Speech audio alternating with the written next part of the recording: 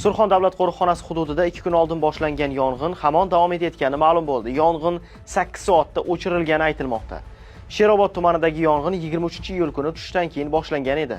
Favqulodda vaziyatlar vazirligi Surxon davlat qo'riqxonasiga qarashli hududda taxminan 5 gektar maydonda quruq o't yonayotganini, yong'in 24-iyul kuni soat 00:35 da to'liq o'chirilgani haqida ma'lum qilgan edi.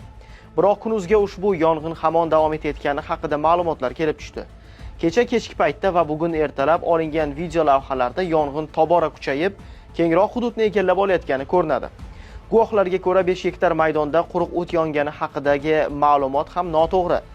Olov minglab gektar maydonni egallab olmoqda. Ko'plab hayvonlar halok bo'lyapti, deydi kunuz bilan bog'langan guvohlardan biri. Favqulodda vaziyatlar vazirligi yong'in davom etayotgani holati bo'yicha hozircha rasmiy ma'lumot bermadi.